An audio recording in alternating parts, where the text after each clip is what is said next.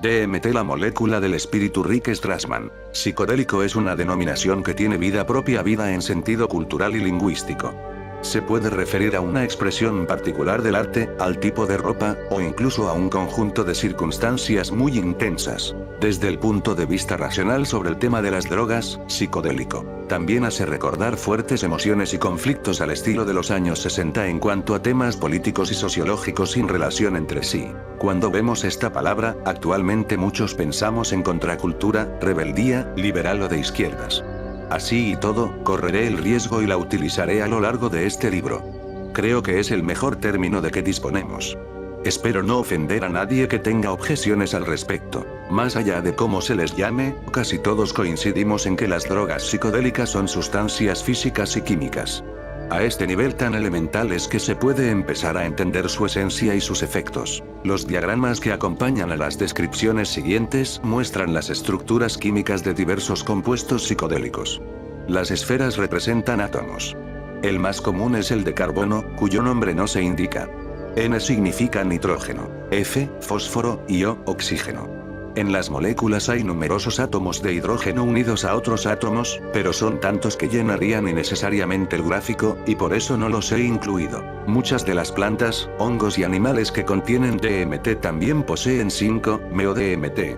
Al igual que la DMT, las personas que consumen 5-MeO-DMT suelen fumarla. Además de su estructura química, las drogas psicodélicas tienen actividad. Aquí es donde la química se convierte en farmacología, o sea, el estudio de la acción de la sustancia. Una forma de describir la actividad de las drogas psicodélicas se basa en la rapidez con que actúan y su duración. Los efectos de la DMT y de la 5-MeO-DMT son increíblemente rápidos pero de breve duración. En nuestro estudio administramos DMT por vía intravenosa y los voluntarios sintieron su efecto luego de unos pocos latidos del corazón. Se sentían más eufóricos al cabo de 1 o 2 minutos, y volvían a la normalidad después de 20 a 30 minutos. El LSD, la mescalina y la ibogaína son de acción más prolongada. Sus efectos empiezan entre 30 y 60 minutos después de ingerirlos.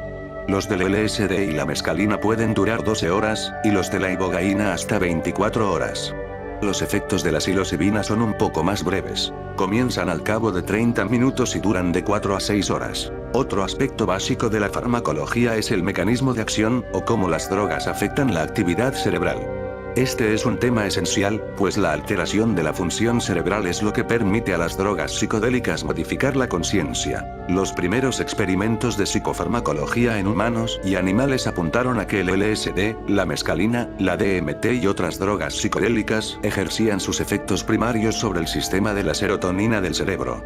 A diferencia de los estudios con seres humanos, las investigaciones con animales han continuado durante los últimos 30 años y se ha establecido de manera concluyente el papel vital de ese neurotransmisor. La serotonina ha sido la reina de los neurotransmisores durante décadas y al parecer lo seguirá siendo. Cada uno de los nuevos medicamentos antipsicóticos, que son más seguros y eficaces, tiene un efecto específico sobre la serotonina. La nueva generación de antidepresivos, cuyo ejemplo más conocido es el Prozac, también modifica específicamente la función de ese neurotransmisor. Hoy creemos que las drogas psicodélicas imitan los efectos de la serotonina en algunos casos y, en otros, los bloquean. Los investigadores están enfrascados en determinar a cuáles de los 20 tipos diferentes de receptores de serotonina se adhieren estas drogas. Esos múltiples puntos de anclaje de la serotonina se encuentran en altas concentraciones en las células nerviosas, situadas en áreas del cerebro que regulan una serie de procesos psicológicos y físicos importantes, cardiovasculares, hormonales, de regulación de la temperatura, así como del sueño, la alimentación, el estado de ánimo, la percepción y el control motor. Después de examinar la esencia y los efectos de las drogas psicodélicas desde el punto de vista de datos objetivos y cuantificables, concentremos la atención en nuestra apreciación subjetiva de ellas, porque es solo en la mente que nos percatamos de sus efectos. Es importante recordar que, si bien entendemos mucho acerca de la farmacología de las drogas psicodélicas, sabemos muy poco sobre cómo los cambios en la química del cerebro se relacionan directamente con la experiencia subjetiva o interna. Esto es válido tanto para las drogas psicodélicas como para el Prozac. Es decir, no tenemos idea de cómo la activación de determinados receptores de serotonina se transforma en un nuevo pensamiento o emoción. No se siente el bloqueo del receptor de la serotonina, sino éxtasis. No se ve la activación del lóbulo frontal, sino que se avistan ángeles o demonios. Es imposible predecir con exactitud lo que sucederá después de tomar una droga psicodélica en un día determinado. No obstante, ofrecemos una generalización sobre sus efectos subjetivos porque debemos tener una idea de lo que es la respuesta típica. Se puede hacer con base en el promedio de todas las experiencias, las propias y las de los demás. Todos los viajes que nos han precedido. Por viaje o colocón me refiero a la totalidad de los efectos de una droga psicodélica típica como el LSD, la mescalina, la psilocibina o la DMT. Es un concepto difícil de definir, pero sin duda sabemos cuándo nos está sucediendo. Las descripciones que se exponen a continuación no se aplican a las drogas psicodélicas moderadas como la MDMA o la marihuana común, ni describen las respuestas a dosis bajas de drogas psicodélicas, cuyos efectos son similares a los de otras drogas no psicodélicas, como la anfetamina. Las drogas psicodélicas afectan todas nuestras funciones mentales: la percepción, la emoción, el pensamiento, la conciencia del cuerpo y el sentido de la identidad. A menudo, aunque no siempre, ocurren primero los efectos perceptuales o sensoriales. Los objetos en nuestro campo visual se ven más relucientes o apagados, más grandes o pequeños, y parecen cambiar de forma y fusionarse. Con los ojos cerrados o abiertos, percibimos cosas que guardan poca relación con el mundo exterior. Formas de nubes arremolinadas, coloridas y geométricas, o imágenes bien definidas de objetos animados e inanimados, en distintos grados de movimiento o actividad. Los sonidos son más bajos o altos, más o menos estridentes.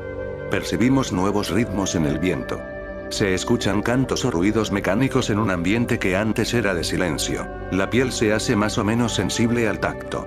Nuestro sentido del gusto y el olfato se vuelve más o menos agudo. Las emociones se desbordan o desaparecen. Hay ansiedad o miedo, placer o relajación. Los sentimientos vienen y van, son de una intensidad abrumadora o de una frustrante frialdad. En los extremos se encuentran el terror o el éxtasis. Dos sentimientos opuestos pueden experimentarse al mismo tiempo. Los conflictos emocionales se hacen más dolorosos, o se produce una aceptación emocional. Tenemos una renovada apreciación de lo que sienten los demás o, de lo contrario, no nos preocupamos por ellos. Nuestros procesos de pensamiento se aceleran o ralentizan. Los propios pensamientos se hacen más confusos o más claros. Nos percatamos de la ausencia de reflexiones, o nos resulta imposible contener la avalancha de ideas. Recibimos nuevas apreciaciones sobre los problemas, o nos quedamos atrapados sin remedio en una rutina mental. El significado de las cosas adquiere más importancia que las cosas en sí mismas. El tiempo se colapsa. En un abrir y cerrar de ojos, pasan 2 horas.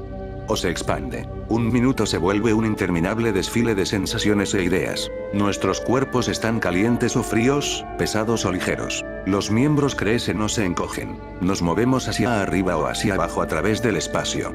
Sentimos como si el cuerpo ya no existiera, o que la mente y el cuerpo se hubieran separado. Creemos estar más o menos en control de nuestro propio yo. Vemos cómo los demás influyen en nuestras mentes o cuerpos, de modo beneficioso o atemorizante. El futuro parece estar a nuestro alcance, o sentimos que el destino lo determina todo, y no vale la pena hacer nada. Las drogas psicodélicas afectan todos los aspectos de la conciencia, ese factor singular que distingue a nuestra especie de todas las demás, y que nos da acceso a lo que consideramos la divinidad superior. Tal vez sea esa una de las razones por las que son drogas tan aterradoras e inspiradoras. Remueven y estiran los pilares fundamentales, la estructura y las características definitorias de la identidad humana. Así son las drogas psicodélicas. Se deben valorar en un contexto complejo y denso, una perspectiva que pocos comprenden. No se trata de sustancias nuevas, y ya sabemos mucho sobre ellas. Marcaron el comienzo de la era moderna de la psiquiatría biológica, y por culpa de su publicitado abuso se dejó a un lado prematuramente un campo tan prometedor de las investigaciones con sujetos humanos. En esa matriz desbordante de conflictos, ambivalencia y controversia fue que me apresté a buscar un punto de apoyo y una visión clara para formular mi propio programa de investigación. ¿Dónde podía conseguir ese punto de apoyo? ¿En qué dirección debía mirar?